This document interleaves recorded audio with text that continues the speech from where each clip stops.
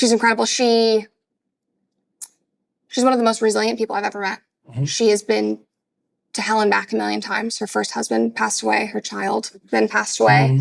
Mm-hmm. My older brother, in light of my brother's passing, has severe mental illness. He's permanently in a psychiatric facility for schizophrenia. Very, very hard marriage with my father. Very, very hard upbringing where she was often the black sheep. Mm-hmm. She is very comfortable being non-traditional and doing things that would be considered unconventional in whatever circumstance she's in. So how did you end up with traditional values then? Because she's very traditional. But I realized that as I said that, I contradicted myself. Well, she is willing to be unconventional in the given circumstances. So in Hollywood, So she's daring. She's daring. Mm-hmm. And the majority of people that we were surrounded by were parents who were pushing their kids into this. Yeah. She was willing to be the one that says, no, my kid is not doing that.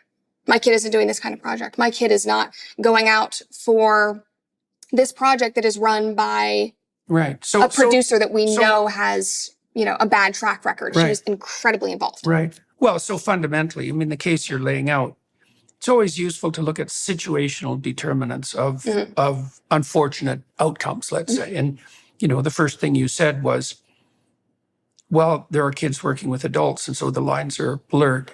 And, okay, so that sets the stage. Yeah. And then you can imagine that within those relationships, there's no shortage of people always whose ability to obtain intimacy, like in a relationship or sexually, is like stunningly compromised, right? And so those people at minimum are going to, just as a consequence of their inability, are going to be looking for opportunity and maybe not even that good at distinguishing an appropriate from an inappropriate opportunity.